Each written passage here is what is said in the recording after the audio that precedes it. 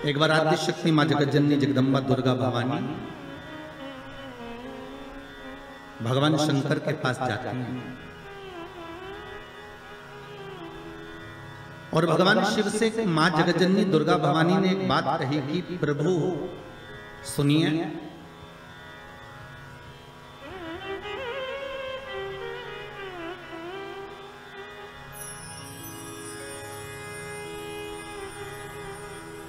मैं जहां जहां पर हूं, मां जगदम्बा कर रही है कि मैं जहां जहां पर हूं प्रभु आप वहां वहां पर हो ना। शंकर जी बोले बिल्कुल, जहां शक्ति है वहां शिव है, मैं वहां पर हूं। तो जगत जननी जगदम्बा के मुख से निकल गया प्रभु फिर जहां पर शिव है वहां पर भी शक्ति है, जहां शंकर है वहां स्वयं आद्य शक्ति जगदम्बा पार्वती, मैं वहीं पर हूं जहां पर।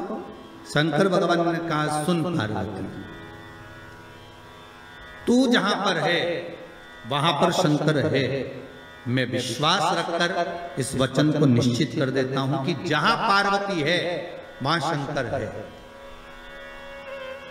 वहां शिव है। पर पार्वती मैं ये नहीं कह सकता कि जहां शंकर है वहां पार्वती है।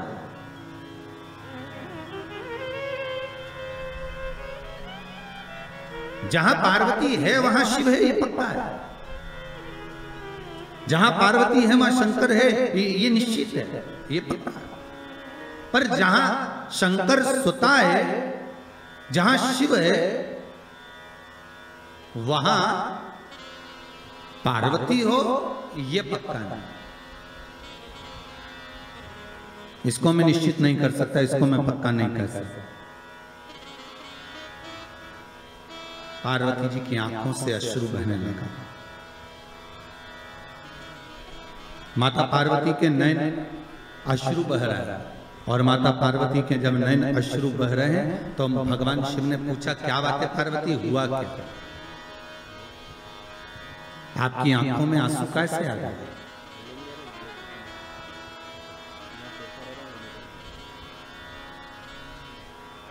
ये अश्रु क्यों आ रहा है, किस लिए?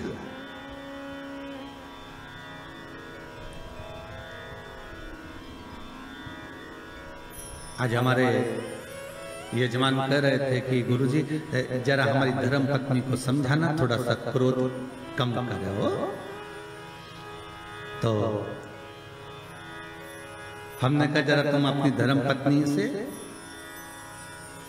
बात करवाइए तो उन्होंने अपनी धर्म पत्नी से बात कराया। तो उनको देखकर लगा कि क्रोध तो करती होंगी पर यह भी पक्का है कि इनका स्नेह पति के प्रति ज्यादा ही होगा, क्योंकि शिव महापुराण की कथा कहती है कि पार्वती ने शंकर भगवान से 2 वर मांगे थे काशी की भूमि में। पार्वती जी ने शंकर भगवान से 2 वर मांगे थे। पहला वर माता पार्वती ने शिव जी से मांगा था कि पहला वर दीजिए जिस पति पत्नी में झगड़ा हो उसमें प्रेम बहुत बढ़े। तो शंकर भगवान ने कहा तथास्तु। तो उसका एक असर तो आज दिख गया, ठीक है। मतलब जब बात सामने आ जाए तो समझ लो कि मतलब शिव जी ने जो वर दिया था वो गलत नहीं है, कि जहां पर प्रेम बहुत हो। पार्वती जी कह रही हैं कि ऐसा वर दो जहां प्रेम,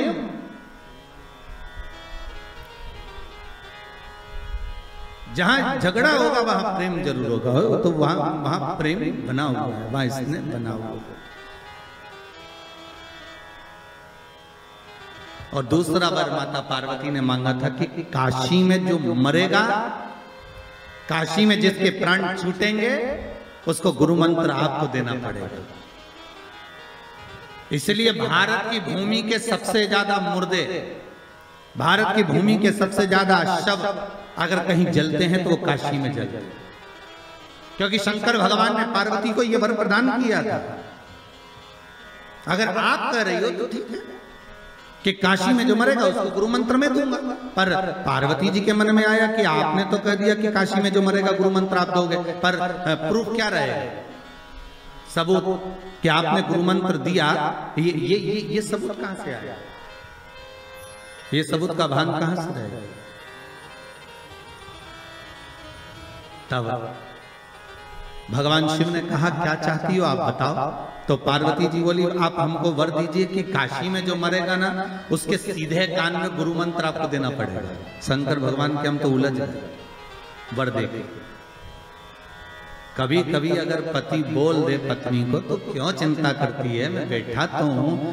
अरे एक अंगूठी क्या मैं तुझे 10 अंगूठी दिला दूंगा। तो पत्नी हमेशा याद करके वही बोलती है, करवा चौथ का चांद बाद में देखती है, बोले अंगूठी की बोलती है। क्यों जी वो आपने बोला था तो वो कहा है। अब पार्वती मैया तो मौन। शिव जी ने पूछा पार्वती तू चुप क्यों गई? पार्वती जी बोली मेरा दूसरा वर कि काशी में जो मरेगा उसको गुरु मंत्र आपको देना पड़ेगा। तो वो गुरु मंत्र कब दोगे? शंकर भगवान ने कहा ऐसा कोई होता है कि संसारिक मनुष्य को, मानव को, ये मनुष्य को और गुरु मंत्र में, इस संसार के मानव को और गुरु मंत्र में प्रदान करो, ये हो सकता है क्या? नहीं नहीं नहीं, मंत्र तो आपको देना ही पड़ेगा, मंत्र तो आपको देना ही। ठीक है। पर पार्वती संसार के लोगों को अगर मैं गुरु मंत्र दूंगा तो उसमें श्रेष्ठता रहेगी क्या? पार्वती जी बोली क्यों नहीं रहेगी, आप तो मंत्र दीजिए बस। भगवान शिव ने वचन दे दिया ठीक है अब तू बता, मैं गुरु मंत्र देने को तैयार हूं, मैं गुरु मंत्र दे देता हूं। क्या करना है? पार्वती जी ने कहा आप एक काम करना, मरने वाले के सीधे कान में गुरु मंत्र दे देना और सीधे कान में गुरु मंत्र देकर और उस कान को बस मोड़ देना। आप मंत्र देना और कान को मोड़ देना, मैं समझ जाऊंगी कि आपने मंत्र दे दिया। शिव जी ने कहा वचन दे दिया ठीक है। तो इसलिए आज भी नियम है महाराज, दुनिया के लोगों का आज भी भाव ये वर्णन करता है कि काशी में मरने वाले का सीधा कान अपने आप टेढ़ा हो जाता है। आज भी लोग भाव में कह देते कि काशी अभिमुक्त नगरी, काशी मोक्ष नगरी है। और कितने किस्मत वाले हो भाई आप लोग, हो पंडितारा वालों, आपके यहाँ से तो काशी लगभग कितना होगा, 130 किलोमीटर के लगभग होना चाहिए, 130 किलोमीटर। कितने भाग्यशाली हो। शास्त्र कहता है काशी काशी काशी काशी 5 बार बोल ले जीव तो ही गंगा मैया का दर्शन हो जाता है?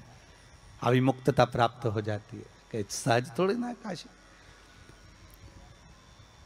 तो पार्वती जी की आंख में आज अश्रु देखे। जब पार्वती जी की आंख में अश्रु देखे तो शिव जी ने पूछा बात क्या है, तुम बोलो आज पार्वती क्या हो क्या गया। पार्वती जी बोली बस बात इतनी सी है कि आप बोल रहे हो, मैंने कहा कि जहां मैं हूं वहां शंकर है, तो बिल्कुल पक्का, पर आप कह रहे हो जहां शंकर है वहां पार्वती नहीं है।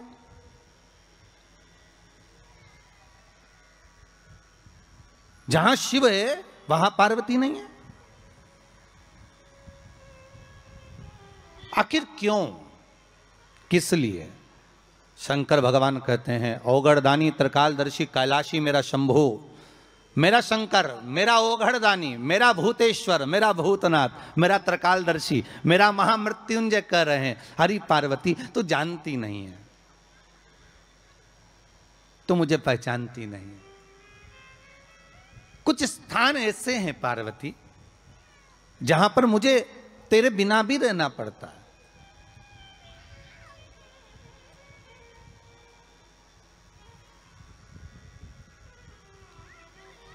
पार्वती जी ने हाथ जोड़कर निवेदन करा, प्रभु कोई एक स्थान ऐसा बता दो जहां शंकर हो और शंकर के साथ आद्य शक्ति पार्वती भी हो। जैसे आप कह रहे हो कि जहां पार्वती रहेगी वहां शिव रहेगा, पर जहां शिव है वहां पार्वती हो, तो कुछ एक स्थान ऐसा बताओ, वो स्थान हमको दे दीजिए। शंकर भगवान ने कहा वो स्थान है कुंभ, कलश। कौन सा स्थान? जम के बोलिए, कलश। कलश देखा है आप लोगों ने? कुंभ कलश।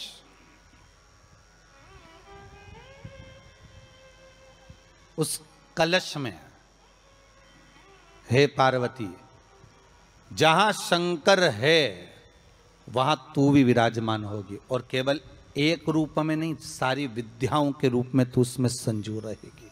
केवल एक कलश। आज नया संवत्सर है, नूतन वर्ष है।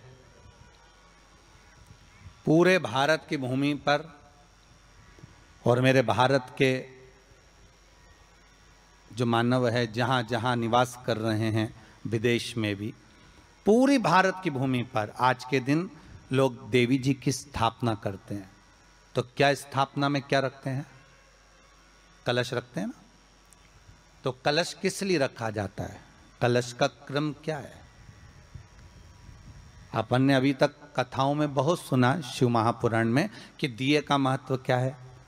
अपन ने सुना दही का महत्व क्या है, जल का महत्व क्या है। पूरी शिव महापुराण में अपने अलग अलग महत्व को जाना है। पर यह नवरात्रे में जो शिव महापुराण की कथा शुरू हो रही है, नवरात्रे में जो शिव महापुराण की कथा को हम श्रवण करने के लिए बैठे हैं, इसमें हमारा एक संशय और मिटना चाहिए कि भारत की भूमि पर जब मां आद्य शक्ति की स्थापना होती है, मां जगतजननी को जब विराजमान किया जाता है, या चैत्र नवरात्रे में, शरदीय नवरात्रे में, आषाढ़ी नवरात्रे में, आदिकादिक पौष नवरात्रे में हम शंकर की, हम जगतजननी जगदम्बा की जब स्थापना करते हैं, या हम नूतन घर का प्रवेश करते हैं, या गणेश जी की स्थापना करते हैं, या कोई दुकान को प्रवेश करते हैं, या कोई शुभ कार्य करने के लिए अग्रण्य होते हैं, तो हम कलश की स्थापना क्यों करते हैं? आज शिव महापुराण में शुरुआत में अपन शिव और पार्वती की यही संवाद को लेकर चलते हैं।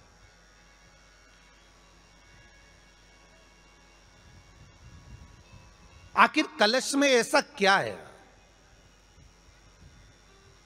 कलश के अंदर आखिर ऐसा क्या विराजमान है कि 33 कोटि देवता उस कलश के अंदर आकर बैठ जाते हैं? महाराज,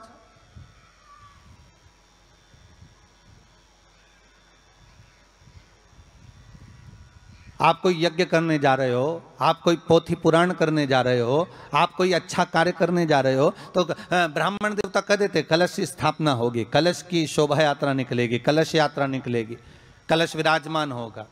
और आज हर की पौड़ी पर, प्रयागराज में, या उज्जैनी में, नासिक में जो बड़े बड़े कुंभ के मेले होते, कुंभ का मतलब भी तो कलश से होता है। उसकी महत्वता क्यों है? उस कुंभ की, उस घड़े की महत्वता कहां से प्रकट हो गई? शिव महापुराण की कथा कहती है महाराज, भगवान ओघड़दानी शंकर स्वयं आद्य शक्ति जगदम्बा से कहते हैं कि जगदम्बा तू क्या चाहती है बोल। तो जगतजननी जगदम्बा कहती है कि जहां मैं हूं वहां शंकर है। ये आपने कह दिया, पर जहां शंकर है वहां पार्वती का होना जरूरी है। उसके लिए सिद्ध करने के लिए एक स्थान ऐसा बनाया जाए जहां पर शंकर विराजमान है और शंकर के साथ पार्वती विराजमान है। तो शिव जी ने कहा, पार्वती, उसके लिए मैं तुझे एक सुंदर कलश का निर्माण कर देता हूं। दुनिया का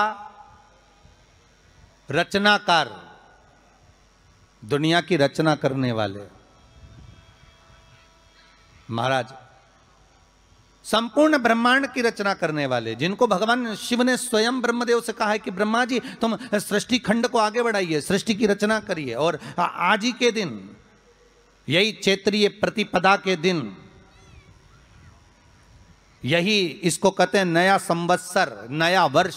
हिंदू धर्म में क्यों कहा जाता है? आज ही के दिन ब्रह्मा जी ने महाराज सृष्टि की रचना करना प्रारंभ करा था। आज ही के दिन भगवान शिव और ब्रह्मा का संवाद हुआ था। सीधे भगवान शंकर ब्रह्मदेव के पास जाकर बोले थे, हे ब्रह्मदेव, आप सृष्टि की रचना करिए। तो ब्रह्मा जी ने पूछा था, सारे नक्षत्र आपने बनाए, सारे दिन आपने बनाए, सारी घड़ियां आपने बनाई, सारा पल आपने बनाया, मनुष्य की श्वास गिनती, काउंटिंग, अर्थात मनुष्य के शरीर की रोमावली, ये सब आपने निश्चित करी है।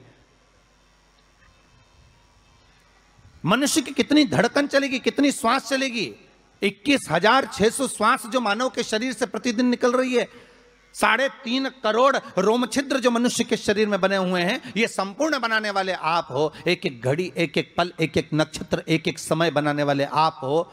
हर श्वास को बनाने वाले आप हो, तो आपसे मुझे कहना है कि एक निर्माणकर्ता ब्रह्मदेव, आप ब्रह्मा जी कर रहे हैं, तो एक काम करो ना कि सृष्टि की रचना भी आप करो। भगवान ब्रह्मा ने शिव जी से कहा कि सृष्टि की रचना आप करिए।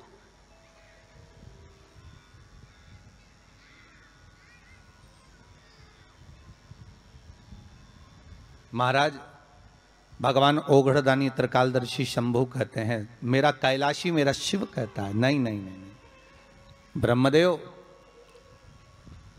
सृष्टि की रचना करने को तो हम कर दें, मना नहीं है, पर भगवान विष्णु की नाभि से आप प्रकट हुए हो। भगवान शेषनाग की सैया पर शयन कर रहे हैं, और भगवान जब शेषनाग की सैया पर शयन कर रहे हैं, उस शेषनाग की सैया से सोते हुए भगवान ने अपने नाभि कोश से आपको प्रकट करा है कमल के पुष्प के ऊपर, और आप भगवान की अंतः नाभि में, ब्रह्मदेव ना जाने हजारों वर्ष तक आप नाभि में प्रवेश करते गए, हजारों वर्ष तक आप नाभि के अंदर जाकर साधना करते रहे, और साधना करने के बाद भी आपको यह पता ना चल पाया कि आपका प्रागट्य बिंदु क्या रहा। ब्रह्मदेव, सृष्टि की रचना आप करिए।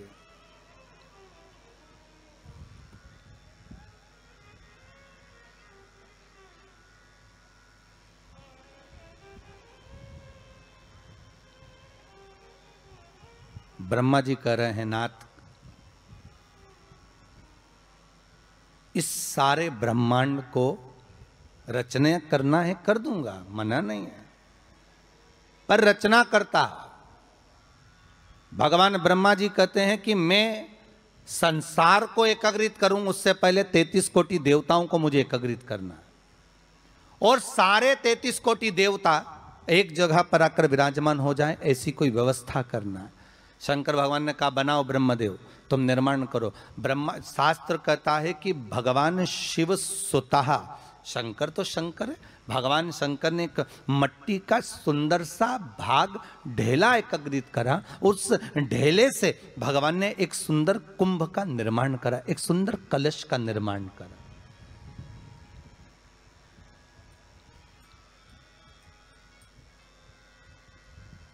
देखिए कितनी सुंदर कथा है। अगर आप लिंग पुराण में इस कथा को निकालोगे तो एक आनंद की अनुभूति और होगी। अगर किसी के मन में संशय हो कि यह कथा कहाँ से ली गई है, तो लिंग पुराण में से आप इसको निकालिए। उसमें वर्णन किया गया कि सफेद मट्टी का शिवलिंग, लाल मट्टी का शिवलिंग, पीली मट्टी का शिवलिंग, काली मट्टी का शिवलिंग, उस शिवलिंग के निर्माण के पहले जब भगवान का पूजन करने के लिए पात्र की जरूरत पड़ी, तो उस पात्र का निर्माण किसने करवाया था? और सबसे पहला पात्र निर्मित, सबसे पहला पात्र का निर्माण, ये तांबा, सोना, चांदी, पीतल, इनके पात्र तो बाद में बने साहब। सबसे पहला पात्र बना ही काय का था? जम के बोलिए जरा, काय का बना था? सबसे पहला पात्र था ये मिट्टी का। आज भी हिंदू धर्म में भले तुम्हारे घर में सोने के कलश हो, भले चांदी के कलश हो, भले तुम्हारे घर में पीतल और तांबे के पात्र रखे हों, पर आज भी अगर ब्राह्मण कहेंगे कि हमें कोई यज्ञ करना है, अनुष्ठान करना है, हमें ये स्थापना करना है, तो ब्राह्मण एक ही बात कहेंगे कि तांबा, पीतल, चांदी के हमें पात्र नहीं चाहिए। ब्राह्मण कहेगा मैं मिट्टी के कलश लाकर रखो।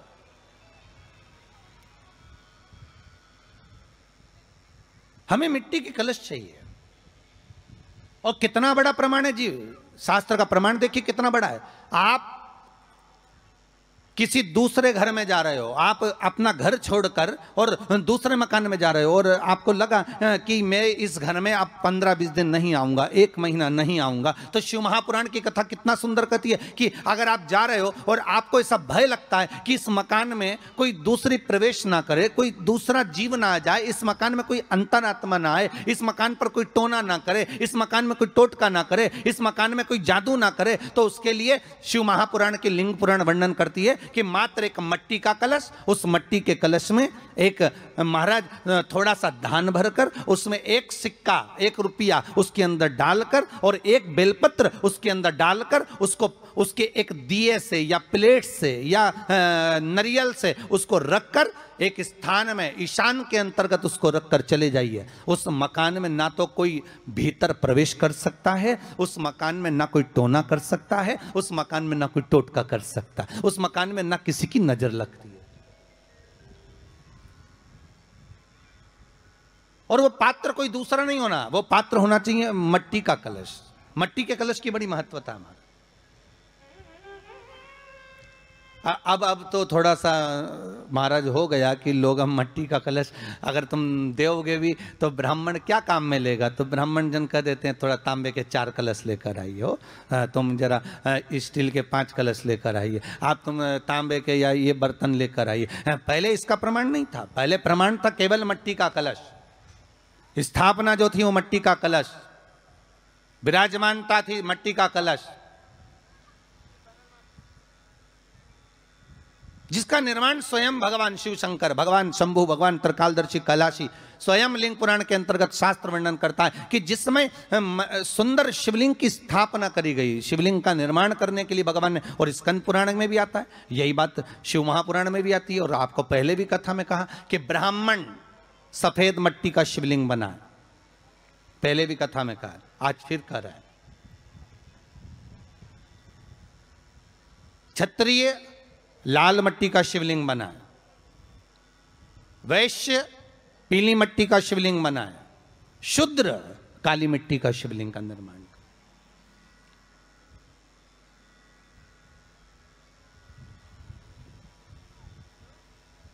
काली मट्टी का शिवलिंग का निर्माण कर।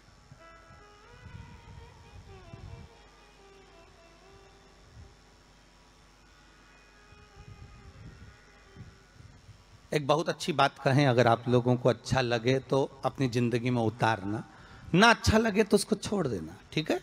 जितने लोग भी कथा सुन रहे हो बहुत ध्यान देना, ये जो पानी पीने का जो मटका होता है ना, जिसको हमारे यहाँ कलश कहा जाता है, हंडा कहा जाता है, जिसको हमारे यहाँ परिंडा कहा जाता है, मटका कहा जाता है, तो पहले जो मटका चलता था वो लाल कलर का चलता था, ठीक है।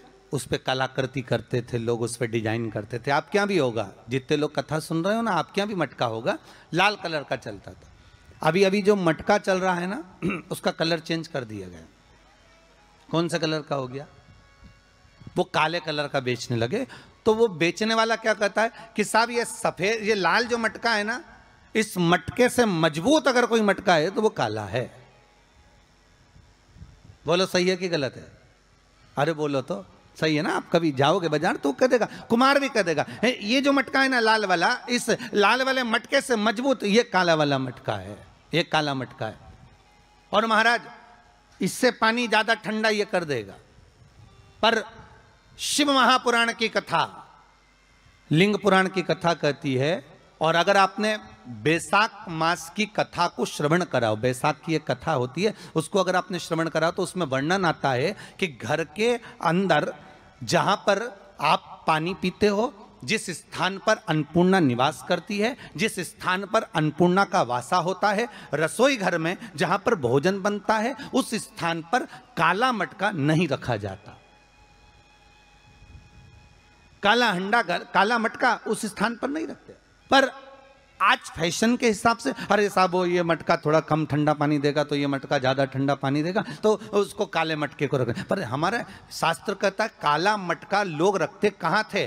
पहले जो शास्त्र रीति थी, उस काले मटके को रखते थे जब मकान बनता था, जब प्रॉपर्टी बनती थी, जब जमीन बनती थी, जब जायदाद बनती थी, संपदा बनती थी, तो उस स्थान पर उस काले मटके को केवल नजरोटे के लिए, केवल हाय के लिए, केवल नजर के लिए रखा जाता था। उसको लोग लेना पसंद नहीं करते। पर आज के व्यक्ति को अगर कह दिया जाए कि ये 2 मटके रखे हैं साहब, लाल भी है और काला भी है, तो कौन सा पसंद करेगा? वो काला वाला ही दे दीजिए साहब, ये पानी ज्यादा ठंडा करेगा, उसकी श्रेष्ठता रहेगी। नहीं, शिव पुराण कह रही, भगवान कुंभ का निर्माण कर रहे हैं, भगवान कलश का निर्माण कर रहे हैं, और भगवान स्वयं ब्रह्मदेव कर रहे हैं कि आप ऐसा निर्माण कर दो जिसमें 33 कोटि देवता स्वतः विराजमान हो जाए। तो भगवान ने उस कलश का निर्माण कर दिया। अब कलश का निर्माण करा तो स्वयं भगवान ब्रह्मदेव बोले, प्रभु इस कलश के अंदर मेरा स्थान कहां है? मेरा स्थान कहां है?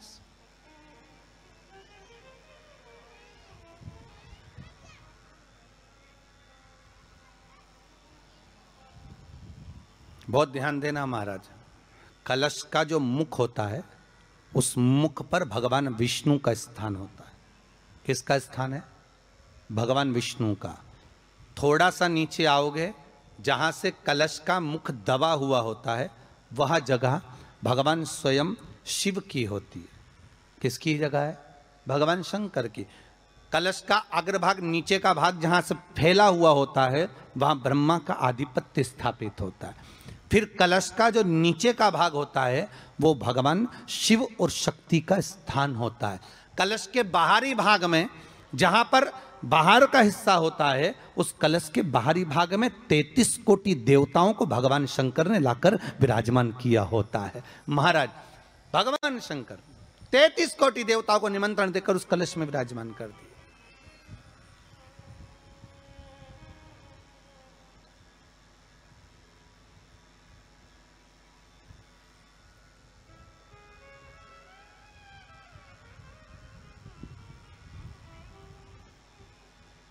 कितना सुंदर लिखा है देवी भागवत के अंदर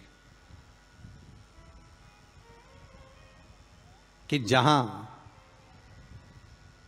कलश की स्थापना होती है उस जगह पर किसी देवताओं को बुलाने की जरूरत नहीं होती।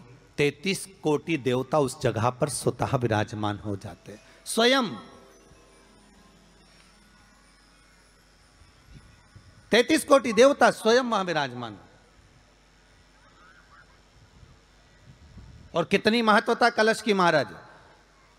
आप लोगों से भी निवेदन है, क्षेत्रीय प्रतिपदा है आज, जिनके घर में ज्यादा रोग हो, बीमारी हो, ज्यादा तकलीफें आ रही हो, कष्ट बढ़ रहा हो, बीमारियां बढ़ रही हो, या भय लग रहा हो, डर लग रहा हो, हृदय चित्त में कहीं ना कहीं आपको भय का भान हो रहा हो, तो एक लोटा पानी एक कलश में जल भर कर रख लीजिए और रात भर उसको रखे रहने दो। नवरात्र चल रहा है, उस कलश को रात भर रखकर सुबह सुबह उस कलश में एक बेलपत्र डालकर उस जल को नीम के पेड़ के नीचे, जहां चैत्री नवरात्रे में नीम के पेड़ के नीचे सारी विद्याएं, आद्य शक्तियां, सारी देवी उस नीम के पेड़ के नीचे विराजमान रहती हैं। उस कलश में एक बेलपत्र डालकर रात भर रखकर उस जल को पूरे घर में घुमाकर उस नीम के पेड़ के नीचे समर्पित कर दीजिए महाराज। घर में भय लगना बंद हो जाएगा, कोई बड़ी बीमारी आपको घेरेगी नहीं और उस बीमारी से, उस रोग से आप मुक्त रहेंगे। उस बीमारी से, उस रोग से आप मुक्त पाएंगे, वो बीमारी आपको घेर नहीं पाएगी। कलश का इस भगवान निर्मित कर दिए। ये कलश मेरा प्रतिबिंब है। अब कलश मेरा प्रतिबिंब है ये तो कहा, पर भगवान शिव के पास में आकर स्वयं कामदेव की धर्म पत्नी रति रो पड़ी। आंखों से आंसू बह रहा है। कामदेव की धर्मपत्नी रति रो रही है। शिवजी अपनी साधना में लीन थे। भगवान शंकर नेत्र बंद करके शिव आनंद में विराजमान थे।